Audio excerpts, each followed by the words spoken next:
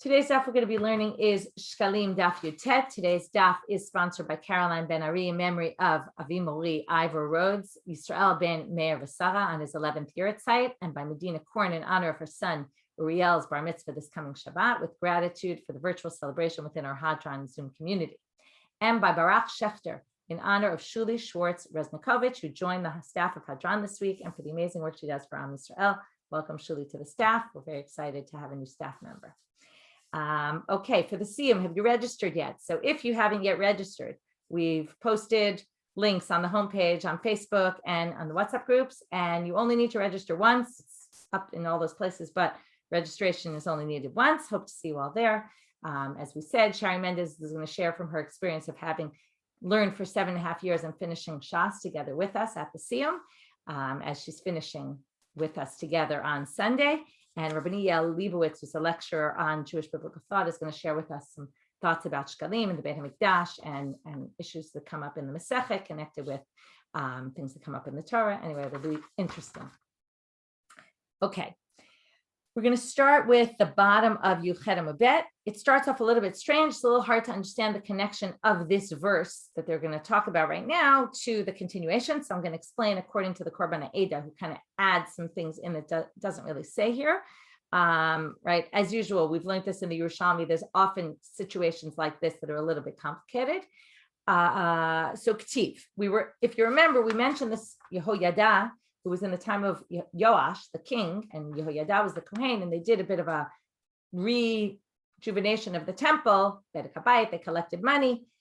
When they finished, they brought before the king and Yehoyada, the Kohen Gadol, all the Shara Kesef, the rest of the money. I'm reading the whole pasuk. And what did they use with the money? They made kelim, it says, lebeit Hashem, klei sharet, and then kapot and klei zahav and some other things they would bring as olot bebeit Hashem, all the days of Yoyada. Then Rabbi Shmuel bar Rav Nachman b'shem Rabbi Yonatan amal shtei nedavot asat. You remember we ended with these 6 kupot for nidava. They had 6 shofarot where they put money for voluntary offerings, right? The ones that go on the Ketz Mizbeach. So here they say there were 2 boxes in the time of the first temple, not 6, but 2. Where does he get this from? So you would think he gets it from that verse. Some people explain that he gets it from that verse because it actually says twice in the pasuk that what they did with the money, that they did 2 different things with it. Maybe that's where, but the Korban Eda says it's going to be more from some verses we're going to quote in another minute. So if you look at the Korban Eda, the last one on the page, the last line of his commentary on the page, if you have the regular Daf Gemara, to be Melachim Ktiv is going to say there's a contradiction between 2 psukim, one in Sefer Melachim and one in Sefer Divrei Hayamim, right? Those books are often, there's parallels between Chronicles and the Book of Kings. So in the Book of Kings, it says, Vayikach Yoyada Kohen Aron Echad, Vayikov Chor B'Dlato, V'yiten Oto Etzel HaMizbeach. He took a box and he put a hole in it, meaning for people to put money in, and he put it next to the altar. In Divrei Hayamim, it says, Vayomer HaMelech, Vayasu Aron, Vayitnu B'Shar Beit Hashem Achutza. He took a box and he put it outside, not in the Azara, but outside the Azara. So there seems to be this contradiction. Either it was in or it was out. Where was it? So that's why Rav Shmuel bar Rav Nachman says there were 2 of them. That's a simple reading. There were 2 of them. One was inside, one was outside. Tana de Rabbi Yishmael nidava achat. But there's a tradition from the house of Rabbi Yishmael. There was really only one. Dichtiv, how does he get it? Because he quotes the first pasuk we just said. Vayomer hamelach v'yasu aron echad v'yitzneu be'echad beit Hashem. There was one. Vayikov chor b'dlato, right? And you put a hole in it. V'hag dichtiv vayomer hamelach v'yasu aron acher achad. Sorry, v'yitnu b'shar beit Hashem chutza. So what does he do with that pasuk? Amar Rav Huna mipnei atzmeim. What did he do? Originally, the box was inside, but then anyone who was impure couldn't go there because it was in the Azara next to the altar. So then they moved the box outside. So it's not that there were 2 boxes, it's that one was the first inside and then it got moved outside. Now we're going to go back to that first verse, like a reference to that first verse about Yehoyada, and when they finished all the things, they made these klei sharet. Amar Rav Huna b'shem Rav Yosef, ach lo yaseh beit Hashem sipot kesef mazmerot, etc. Okay, this is another pasuk. It says, This is in Sefer Melachim Bet. They will be sapot kesef mazmeirot mizrachot chatzotzot kol klei zav uklei kesef min hakesef muva beit Hashem. They used it for all these utensils. So what they're going to say is there's an assumption that some went for bedek habayit, for upkeep of the house, and some went for the klei sharet. And yes, there were 2 boxes, and they each served a different purpose. Okay, that's why he quoted that first to show that they used some for the klei sharet, and that refers back to that first verse we saw about that the money went to the klei sharet, but then it also said that then they would bring the money to the Beit Hashem, and therefore there seems to be this, some went there, and that supports the first reading that there were actually then 2 different boxes, and they each served a different purpose. And with that, Hadran alach perek shlosha asar shafarot. Now you'd think we're on Daf Yud Tet, and we're ending on Daf Kaf Aleph, Kaf Bet, and we must be on the last chapter, but we're not. We're only on chapter 7. There's still 8 chapters of the book. Okay, this is, if you haven't figured this out already, every chapter is quite short in Masechet Shekalim. There's a lot of chapters and a lot of Mishnayot, only a little bit on each Mishnah. Next section. Now we're going to start a whole chapter all about spekot, doubtful situations. It's our favorite in Gemara, right? A definite Gemara favorite. What do you do when you're not sure about something? And in fact, we're going to get to the very famous subject of Tesha Chanuyot, the case that always gets discussed, 9 stores, and, but there's actually 10 stores, but 9 are not kosher, 1 is kosher, or the reverse. And what do you do if you have a piece of meat? Depends where it comes from. We're going to get into all that stuff again. We learned it on Pesachim Daf Tet. If you want more in depth, I'm not going to go as in depth today because these dafim are quite long, but you can go back and listen to the Shiur on Pesachim Daf Tet and listen to the different explanations about why there's differences between the cases, as we'll see coming up.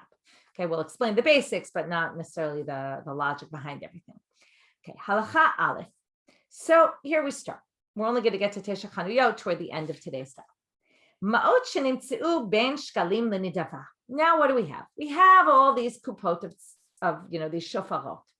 What if there's money? Now, right now we envisioned, okay, I don't know what you envisioned, but it kind of seems like there's a straight row of shofarot, right? There's 13 of them. So they're in a row, 13 shofarot. Let me just refresh your memory. In the last Mishnah, we starts off with shkalim chadashim, the new shkalim, then the old shkalim, then it goes to the kinim, which we saw different explanations, but right now we're going to assume the kinim are chatad and olah, the pairs of birds that mostly the women had to bring from childbirth and zava and all that. Also some men, but usually they just talk in the feminine about it. Goes le olah, if you bring a bird offering, that's a burnt offering, a nidava, voluntary one. Eitzim, you bring wood. Livona, frankincense. Zahav l'chporet, you bring gold for, we said maybe for the basins. And then the shisha l'nidava. So now comes something strange, because the first case is ma'ot shenimtzeu ben hashkalim l'nidava. If you find money in between shkalim and nidava, now shkalim is on one side, nidava is on the other, you would have thought maybe between shkalim and kinim, right? It seems weird that they're bringing up between shkalim and nidava. So I'll wait till the Gemara, because that's going to be the Gemara's first question. So what if you find between shkalim and nidava? Let's just assume there's a way that would happen. Karov l'shkalim, yiplu l'shkalim. If it's near, now we're going to go by karov, wherever it's closest to. If it's closer, the money that you find, now we don't know how much distance was in between each one, but you measure the distance between each box, between each shofar. If it was near the shkalim, then it goes to shkalim. If it was near the nidava, closer to the nidava one, yiplu l'nidava. What if, our classic, mechza v'mechza, exactly in the middle, yiplu l'nidava. Then we go to the nidava, goes into the voluntary offerings. Why is that? And we're going to see this at the very end of the Mishnah. They're going to say the rule is, if you're not sure, okay, this is like egla rufa, right? Where somebody dies, you measure to the closest city, goes by the closest city. Okay, it doesn't go, this is a good question. Why doesn't it go by rows? Let's say there's many more people in one city over the other city. Or in this case, there's much more money that people give to nidavot. Let's say we just ended yesterday with shishala nidavah, because there was one of the explanations was so many people give nidavot. So maybe you think it's more likely it goes into the nidavah one, right? We don't go by rov here. We go by karov. Okay, if something's close, we assume that's where it came from, which is logical, right? That if something falls, it's probably going to fall from close by, even though the truth is, when it comes to money, we know money rolls. So it's a bit of a question. But anyway, they go by karov. That's what determines. But If it's 50-50, we go by the more stringent. What does stringent mean here? Well, think about it. Nidava goes to korbanot olah that all get burnt on the altar, right? Shekalim, well, we're going to see the shekalim also go to korbanot olah, but they also go to other things. And the Gemara is going to explain why nidava is more chamor than shekalim. So I'm not going to give it all away now. Bein eitzim livona. What if it's between the wood and the frankincense? So again, they're repeating things that you don't really need to repeat, but this is classic of the Mishnah style. They like kind of saying everything parallel. So they're going to say things that you would have known without them telling you. Karov leitzim, yiplu leitzim, v'livona, yiplu v'livona, right? Karov, if it's closer, it's going to go there. If it's closer, it's going to there, it'll go there. Mechza lemechza, this is the one that's more important to know. Yiplu livona. Why livona? Because livona gets burnt on the altar. The wood also gets burnt on the altar, but the wood gets burnt on the altar not as a sacrifice in and of itself. It gets burnt on the altar as what we call a hechsher mitzvah. It's allowing, enabling. It's enabling us to burn the items on the altar, but it's just to make the fire. But the livona is being offered as an offering. Bein kinim legos le'olah. Now again, the kinim are for these pairs of birds, one for sin offering and one for a burnt offering. And the olah is just a voluntary burnt offering. Karov lekinim, yiplu lekinim. Karov legos le'olah, yiplu legos le'olah. Again, just whatever, it's closer. But mechza the mechza, yiplu legos le'olah. Why is that? Because olah is more stringent than chatat. Because what happens with chatat? The meat gets eaten partially by the kohanim. So we'd rather put this in olah, and then it gets burnt entirely, and then nobody eats the meat, and when maybe they're not allowed to eat the meat. So right, always the olah is always the more stringent. Ben chulin l'maaser sheni. Now we're leaving our Mishnah. If you notice, they didn't discuss all the cases in the Mishnah of all the possibilities. The Gemara is going to ask, why didn't you do that? We'll get to that later. But what if I have a box of money and I have like my savings fund, in a box, and, that's a bunch of, or just, maybe it's my petty cash I have in my house just laying around to use for whatever I need. It's chulin, regular money. Then I have a box full of maaser sheni money, right? Throughout the year, I take, remember in years number 1, 2, 4, and 5, I have to take maaser of my fruits and vegetables. I then redeem it onto a coin, and then I bring all that money to Jerusalem and I buy items in Jerusalem with it. I buy fruits and vegetables, and we're going to see later today also, I buy meat with it. I can buy any kind of food like that, right? There's a debate what kind of foods, but I can buy meat and fruits and vegetables for sure with that money. That money's sanctified till I bring it to Jerusalem and buy the animals. Once I buy the animals, the money loses its sanctity, but until I buy the animals, it's sanctified. So if I have a box of chulin and maaser sheni, and between those two boxes, I find money, and I don't know where does the money belong. Karov l'chulin, yiplu l'chulin. Maaser sheni, yiplu l'maaser sheni, same thing. And obviously, which is more stringent, maaser sheni. So therefore, mechza l'mechza, yiplu l'maaser sheni. Zeh haklal. This is the rule. Holchin achal hakarov lahakel, mechza l'mechza lachmil. We can be lenient if it's closer to one or the other. Then we can be lenient. But if it's 50-50, exactly in the middle, then we're going to be stringent. Gemara starts off and says, Lo tzorcha delau ben shkalim lekinim. It should have said between shkalim and kinim, because we go from shkalim, the next one is kinim, and only at the end you get to nidava. So it seems very strange that they should say between shkalim and nidava. So Rabbi Abba Mashem Rabbi Pinchas says, Kimin kuchliar hayosim asuyin. It wasn't a straight line, like I said. And I shouldn't have thrown you off by making you envision the straight line of shofarot, because really it was in a circular shape. Now I say circular shape kind of because you would think if it was a circle, it would just say igul, right? Igul is a much simpler word to say than kuchlial. Why do they say kuchlial?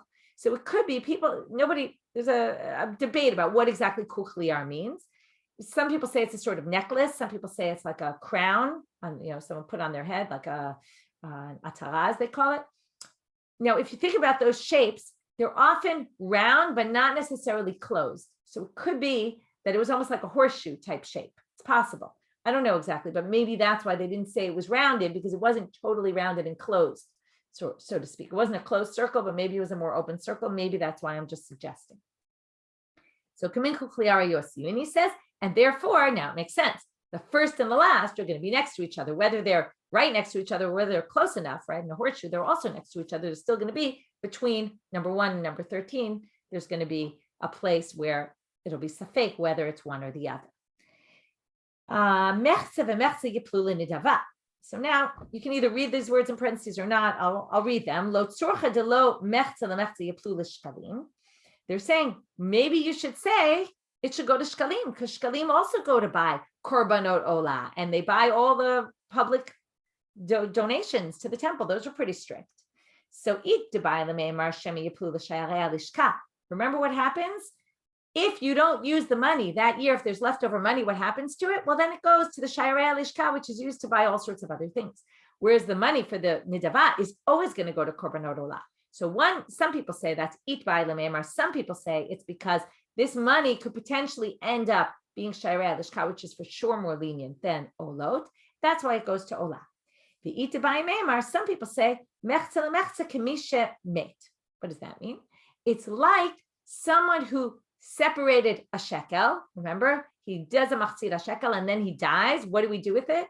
Well, the extra machzira shekel goes to nidava. So that would make perfect sense. If the leftover machzira shekel goes to nidava, then a suffix, whether it's machzira shekel or nidava, we'll just put in nidava, because anyway, there's cases where shkalim become nidava. So why don't we just put it there in the first place? In this case where we're not sure.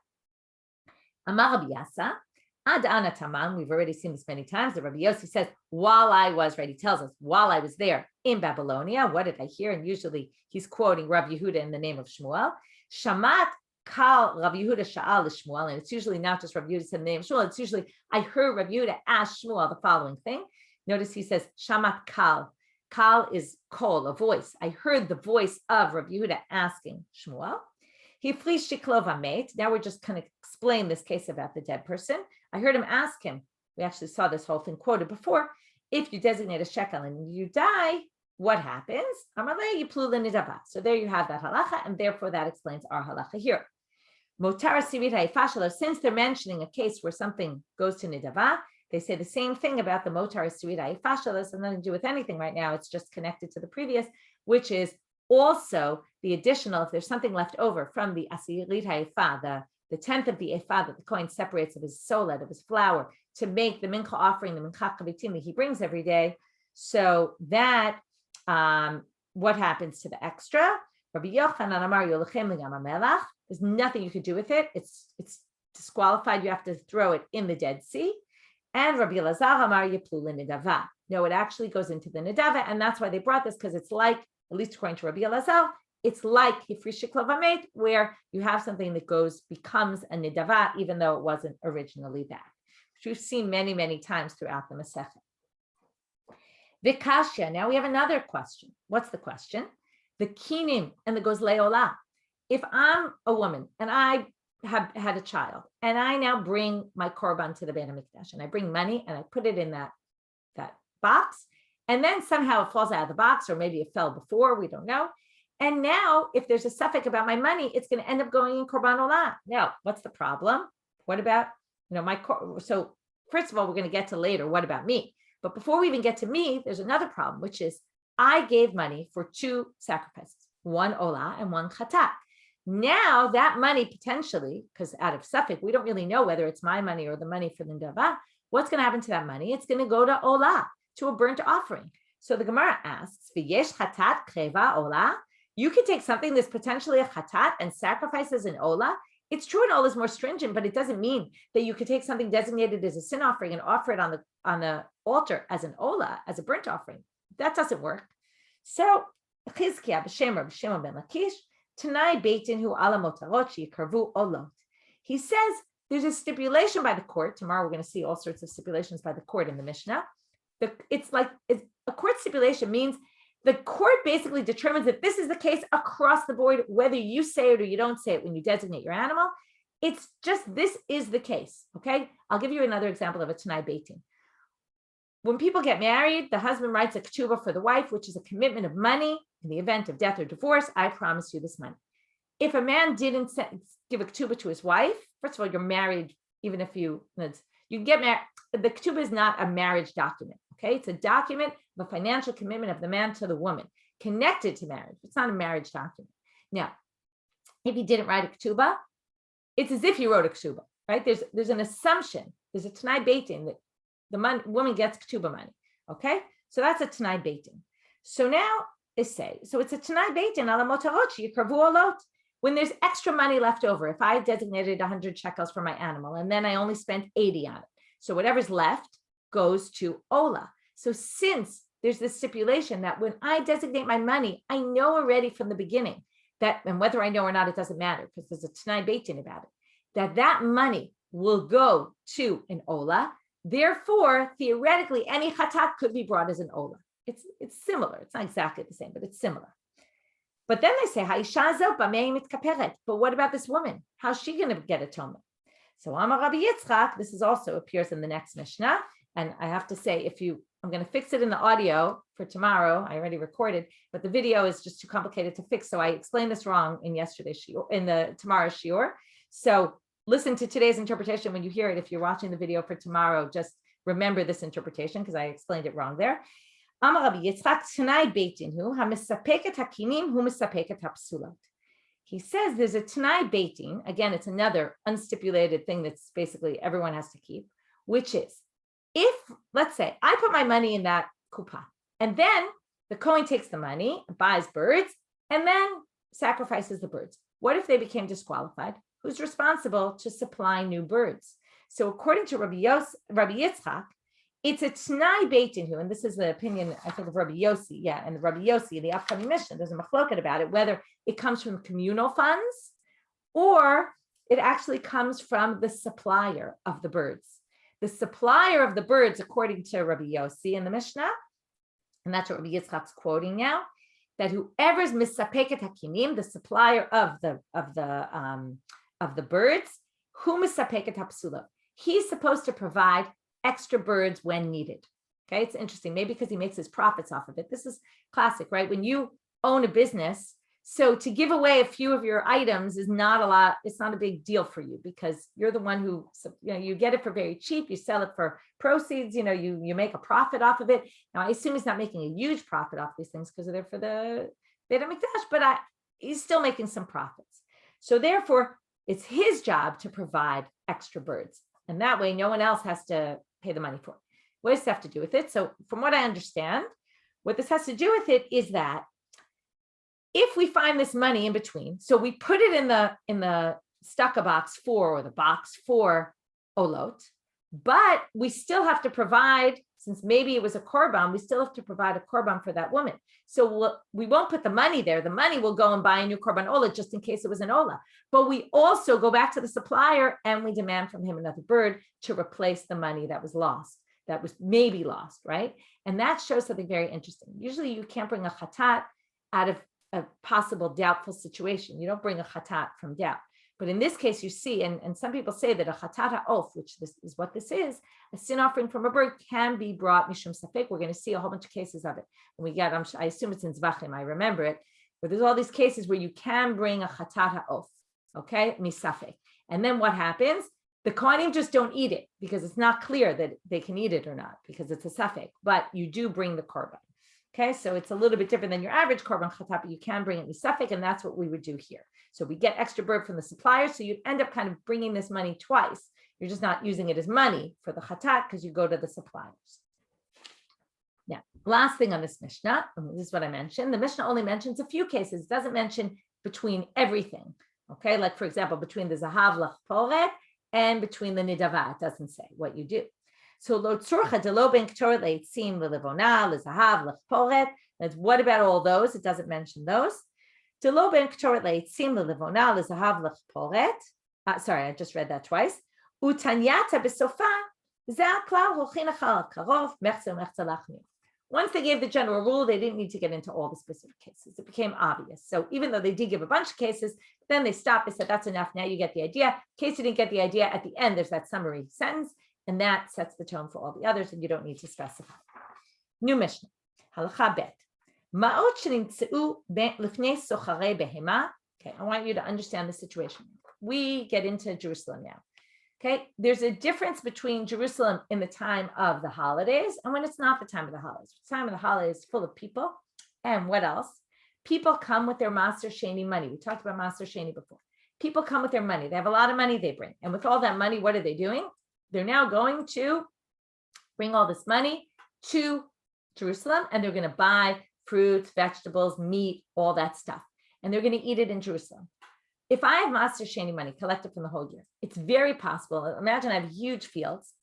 I have so much money here that I can't possibly buy food and to eat that week. I have way more money left over. So what do? I sell it to people in the city, people who live in Jerusalem, because all that money has to be spent on food in Jerusalem and eaten in Jerusalem. So now what do I do when I'm done with my trip for Aliyah L'Rega? I sell my money to someone, and then they take my money and they use it during the year. So Maser Sheni money is the most used during the holiday season, but it's also used all year long because people who are living in Jerusalem are using other people's Maser Sheni money throughout the year. So if I'm in Jerusalem and I go near somebody selling animals. Now, a lot of what they use Maser Sheni money for, even though it came from fruits and vegetables, a lot of it was used to buy animals. So, because why they buy animals with it? First of all, when I came to Jerusalem, I might have promised nidarim and nidavot to the temple, right? So it's a holiday. I want to eat lots of meat on the holiday, right? So therefore, I would buy meat with that money. But even on the holiday, they often used it for animals. So if I find money on the ground, the whole question is, if I find money on the ground, do I assume that this money is Maser Sheni money or sanctified money? Maybe it's temple sanctified money. Or do I assume it's chulin money, right? If I find money on the street right now, the streets of Ranana where I live, I don't have to worry, is this sanctified money or not? But if you're living in the temple times and a lot of money was sanctified, I have to worry because I can't just pick up that money and use it, right? I have to assume it might be sanctified. So the question is, when do I assume it might be sanctified and when do I not assume? So if it's before the Socharei Behema, Le'olam, meaning any time of year, because during the year, many people bought meat with Maser Sheni money, not just during the holidays. So therefore, if I find money on the floor, there's actually two doubts. One is, and it's interesting, they don't say Sveik Sveika here, but they actually say we assume it's the money of the buyer, not the seller, because if it was the money of the seller, it would be okay. Because when I take my Maser Sheni money and I buy an animal, what happens? The animal becomes the Maser Sheni, and the Maser Sheni is removed from the coins. So if it fell from the owner, it wouldn't be a problem. We assume, though, that it fell from the buyer, in which case we assume that most of the buyers who buy meat throughout the year are using Maser Sheni money. So therefore, that's the assumption, and we say this money is Maser. The Har HaBayit, now you would be surprised by this. If you find money in Har HaBayit, and you would think, what do you mean? In Har HaBayit, most of the money was sanctified. They bring money, they sanctify, they designate for an animal, korban for this, right? They're going to put in all those shofarot money. Very likely someone dropped it on the way, but no, they say if you find it in Har HaBayit, it's chulin. First of all, there's an assumption made. If I'm bringing money to the temple for my machatzit shekel, for whatever it might be, for a nedava, I'm going to be very careful about that money. That's sacrificial money. I'm not going to drop that money, right? There's sometimes when you drop your money, and there's sometimes when you're very careful about your money. Okay. Some people say, what do you mean? You can't even bring money to Har HaBayit. You're not allowed to remember, you're not allowed to walk in with money. You're not allowed to walk in with money like a satchel in your hand of money. That's different. You can bring money, just have to, put in your pockets or something like that. But the assumption is you're still going to be very careful about it and you're not going to lose it. And we'll see another reason. What if maybe the money fell from when they took it out of the kuppah? Why aren't we worried about that? The Gemara will address it. What about in the shuk in Jerusalem? Not the butcher shops, but everything else, right? Like you find it near the carpet place or, something else, right? I think of shuk, I think of carpets. So Bishar Yemot HaShana, chulin, we assume it's chulin because there's all sorts of things. Like I said, carpets and other things people buy, they don't use Maser Sheni money for that. So during the year, we don't assume that it's going to be Maser Sheni money. But Bishat HaRegel HaKol Maser. But since the majority of money spent during the holiday season wasn't people coming to Jerusalem to buy carpets, they were coming to Jerusalem to buy fruits and vegetables and meat with their Maser Sheni money. So therefore, you assume it's Maser. So it's very interesting. It's where you find it and how you find it, right? There's this issue also about Har HaBayit. They assumed Har HaBayit was not swept very often. So therefore also we'll distinguish, whereas the shuk was swept every day. So therefore we assume that if it's not the regel, it's not like it's money left over from the regel because they would sweep it every day. The whole question, why didn't they sweep Har HaBayit every day? Some people say, well, since people can't go with shoes, didn't get dusty, although anyone who lives in Israel knows that can't possibly be the case because the dust doesn't really always come from people's shoes. Anyway, there's a whole thing about the sweeping. What if I find meat? Now we're going to move on to meat, and soon we'll get to kosher, non-kosher, but first we're going to talk about temple meat. I find a piece of meat inside the azara. Now, what's inside the azara that's meat? Usually koche kochim. But there's two kinds of koche kochim. There's ola, which gets burnt, and then there's chatat and asham, which the kohen gets to eat, and he eats them in the azara. So if I find meat, evarim, olot, chatichot, chataot, it depends how I find it. If I find big chunks, then we assume it's an ola, because the ola gets burnt and they didn't cut it into smaller pieces. But if it's food we're going to eat, like the chatat and the asham, then we can assume, if it's cut up into small pieces, we assume it's a chatat. Now notice, we don't assume it's an asham. So first of all, laws of chatat and asham are the same, so maybe it doesn't matter. Or, because it's all a matter of how long you can eat it and where you can eat it and all that. Or we just assume asham only comes for 5 particular situations. Chatat is much more general, so it was much more common that they had chataot, sin offerings, rather than guilt offerings.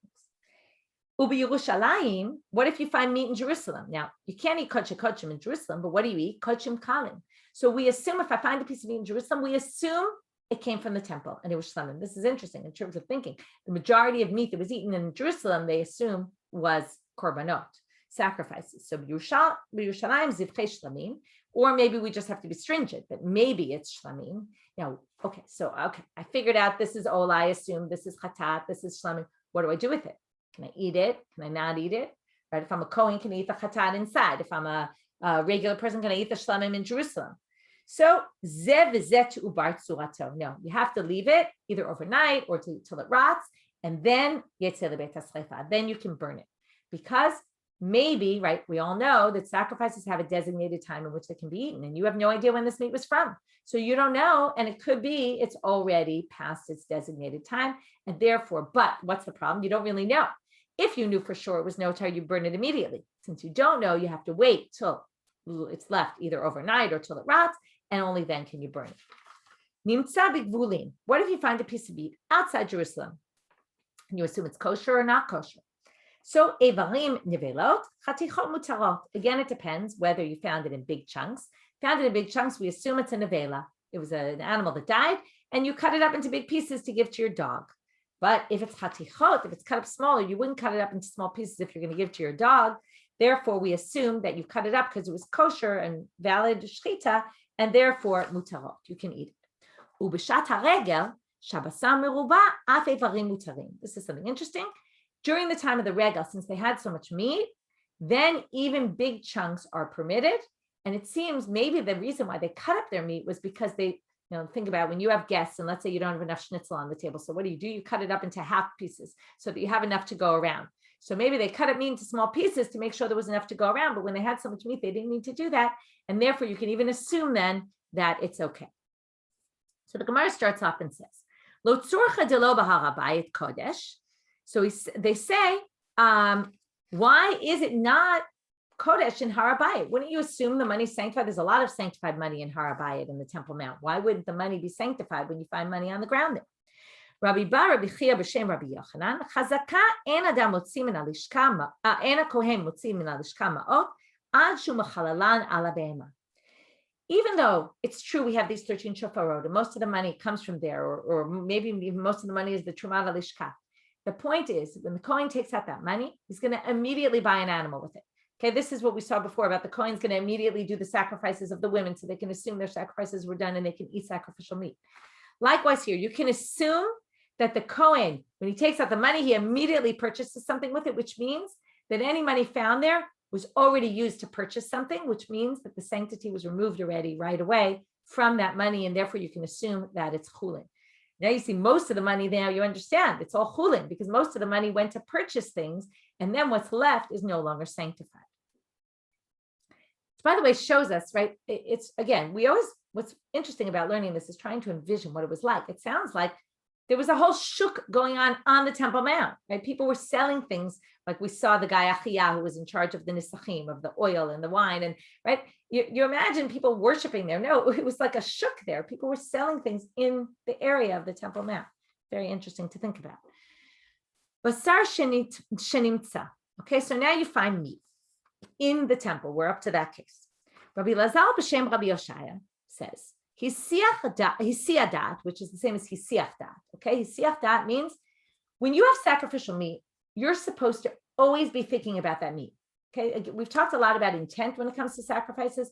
Not only intent, you have to be thinking about that meat and focusing on it. Why? Because if you're not focusing on it, what could happen? It might become tamei in between and you won't notice. So you have to be very focused on it and thinking about it all the time. What if you stop thinking about it and you got distracted? Ta'un ibor tsura. Well, it's disqualified. But what level of disqualification? Not severe disqualification, as we would call, not psul haguf. It's not disqualified, its body, just like we had kedushat haguf, right? The body of the, like if I am tamei and I make the meat tamei, that's the body of that animal is disqualified, right? The meat. I have to burn it. But, right, when it's dead, not really an animal anymore, it's just meat. But if I stop thinking about it and maybe it became tamei, that's not, it's disqualified, but it's not a disqualification of the body of the meat itself. Okay, so, and then if it's not disqualified, you don't burn it immediately. You wait till it has some other problem, which is that you left it overnight and then you can burn it. Amar Rav Hushai, Manita Amar Ken. He says, oh, we can infer this from our Mishnah. How so? Our case, now it's not that our case was disqualified because it was Ibor Tzura, because it was Hisiach Dat, because he stopped thinking about it. Our case was disqualified because maybe it was left beyond the designated time. However, if I find a random piece of meat in the temple and nobody's near it, clearly there was Hasei Chadat. And if you would say Hasei Chadat is Psula Guf, we would be able to burn it immediately because of Hasei Chadat. So you can prove from our Mishnah, this halacha of Rabbi Yoshaya, that if you take your mind off of it, you don't burn it immediately, you wait, and then you burn it later. Okay, and that's clear from our Mishnah. Amar Rabbi Yossi v'ye'ot, and it's right that he says this. Why? Le'ochlo enat yachol, shemen itkalkel tzuato. You can't eat this because maybe it's left too long. And that's why we leave it to be burnt, right, to the next day. Now we get to our case of you find meat on the street, random place, right, outside Jerusalem. It's not sacrificial meat. Question, is it kosher or not kosher? Rabbi Crispa b'shem Rabbi Yossi Rabbi Chanina says the following. Evarim nivelot. Now we said already in our Mishnah, Evarim or Nevela. Now, when we say, if I find big chunks, we assume they're Nevela. Now we go in the other direction. Yes, we assume, okay, we're being stringent. It's Nevela. What if I eat that meat? Do I get lashes for it? Or is it just, maybe it's Nevela, so maybe I don't get lashes. So what does he say? Lokin alehem mishum Nevela. You get lashes for this. Okay, we assume it's Nevela. Like, it's almost like a vada nevela, even though we don't really know for sure. Manita Amrakin, and he says that you can see from our Mishnah. Evarim nevelot v'chatichot mutarot. So there it says. Now, where do you get this from our Mishnah? Because it says if you find it cut up in pieces, it's permitted. Meaning we view this as 100% kosher, right? Otherwise, if you're not sure, we would say, well, don't eat it then. But if we view it as kosher, you can eat it, then it must be chatichot asurot, right? There are nevelot, and they're forbidden, and you get lashes for it. Chatichot mutarot lo mamash. 1 second. I think there's a difference in the girsa here. I just want to check 1 second. Right. Chatichot mutarot lo mamash. So right. This is the question. Chatichot mutarot lo mamash. Right. This is just explaining what I just said. Chatichot mutarot lo mamash. What is it? Not really mutar legamre? And it's yes, mamash. It's for sure permitted. So that's what I just explained, which is, therefore, when it says you get lashes, it's clear that you get lashes because of nevela. Rabbi Crispa b'shem Rabbi Yossi Rabbi Chanina says, "Imayu machrozot mutarot." But if they were strung together, then they're permitted. Okay. I want to just point out something that's very important to know, which is the Bavli and Chulin understands our Mishnah a little bit differently. Okay. There's a machloket Rav and Levi there. Rav understands our Mishnah differently. Okay. So Rav says, when it's this Gemara assumes, right? This Rabbi Crispa says, it says mutarot, chatichot. That means obviously you can eat them, right? Seems pretty clear. Rav says, no, you can't eat them. So how do you explain nivelot versus mutarot, right? That you assume that's nivela and forbidden, and that's mutal. He says, remember, nivela has two aspects. Nivela is forbidden to eat, and it also causes impurity. So Rav says this Chumash is only talking about impurity. If it's big pieces, evarim, we're going to assume it's nevela and it has tumat nevela. If it's cut up pieces, we're assuming it doesn't have Tuma Nevela, but he definitely thinks you can't eat it.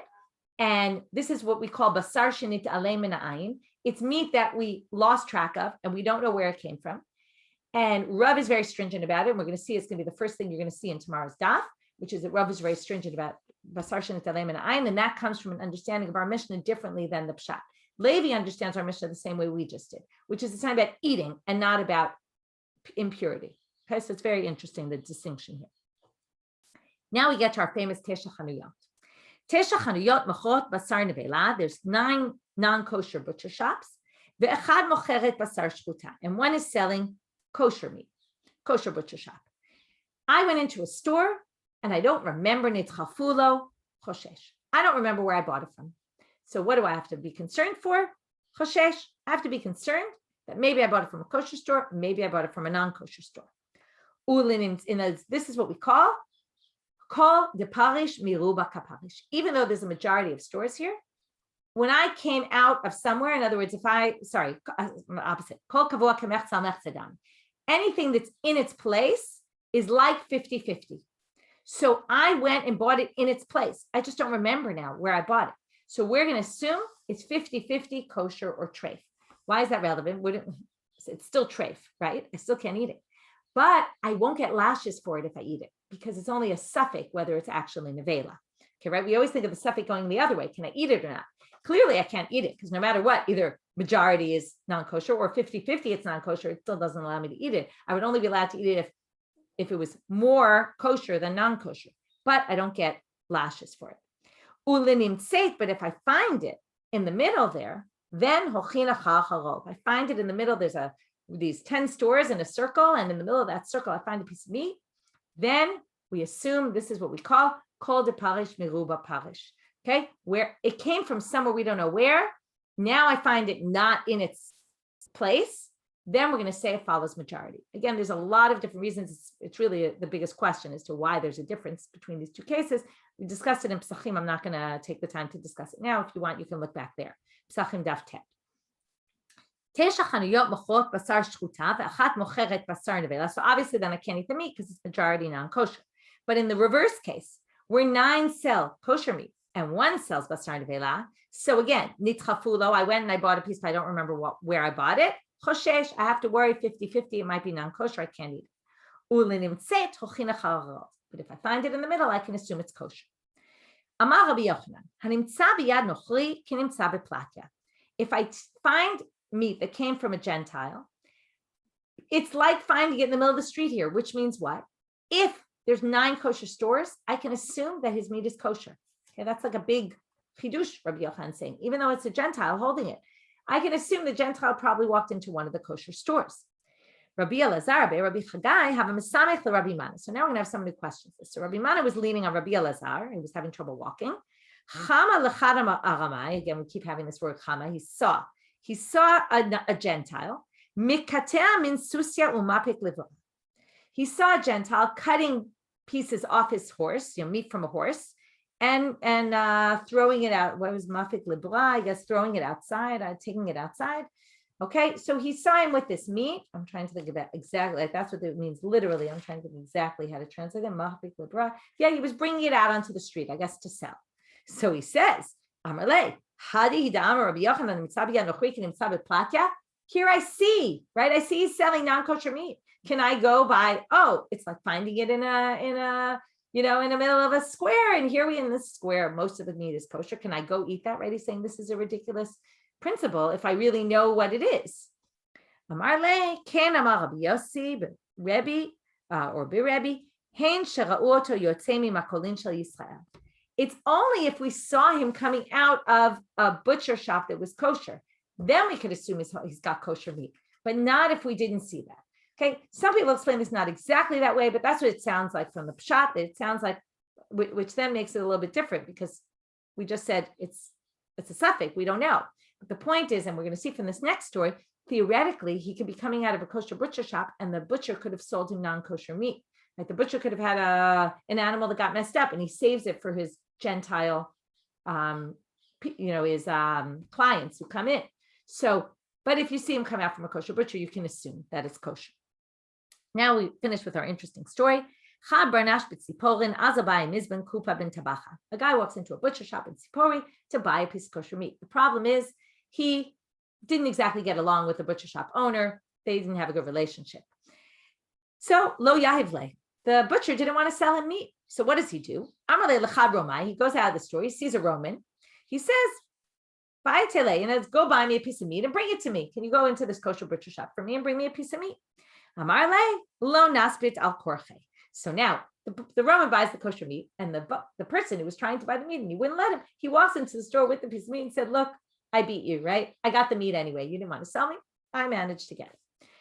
Well, Amarle, so, let's see who gets the last word in. So the butcher says to him, but I sold him nevela meat. You didn't get anything. You got non-kosher meat. You didn't really get anything. Now, the question is, was he lying or not lying? Right? We don't know. So Rabbi Yomi, Abashem Rabbi Chanina says, Rebbe. So they brought the case for Rebbe and said, what do we do? He says, we don't have to forbid all the meat that's being sold in Caesarea now. In Sipori now. We don't have to forbid it. And what are they talking about? So you have to understand again the reality. It seems that in Sipori, they had all these non-kosher butchers that were like stands in the shuk that were selling meat that came from kosher butchers. In other words, the butchers in the city were all kosher. They sold their meat to these Gentiles, and the Gentiles sold them to everybody else. So normally, they would sell the meat, and there was no problem. Everyone can buy from the Gentiles, knowing that it was kosher. But if there was a day where all of a sudden someone said there's a nevela today, then you can't buy from anyone because you don't know who's got the nevela. In this case, the question is, when he said there's a nevela, does this become a day where someone said there's a nevela and we don't know who's selling it and we have to forbid them all? So he said, no, we don't trust this guy that he was selling nevelas, right? He was either he was lying and he was just saying it to annoy the person, or this was the only piece of nevela he had and we know who has it, and he went to this person. And yes, it's a nevela, but it's not going to forbid all the shuks in, all the people who are selling meat today. We're not going to go that far. We're not going to say, oh, there must be a lot of nevelot out there and nobody can buy today. So it also teaches us an interesting reality about their times that the Gentiles, right? You wouldn't think about that nowadays. Right? It's always kosher butchers are selling their kosher meat. Although theoretically, you could own a butcher shop and have a Gentile working in your butcher shop. That could be, or something. But anyway, it's an interesting scenario to think about. And we'll end here for today. And it teaches you a little bit about the butchers, would they sell non-kosher meat to Gentiles or not? We don't really know, because we don't really know what happened in that story and whether he was telling the truth or not. Again, it gets us always back to our interesting cases about when someone says something, what's motivating them to say that? Did they really mean what they say? Or was he just trying to say, I got you, you think you got me, but I got you. Okay, with that, we'll end for today. Have a great day, everyone. Shabbat Shalom.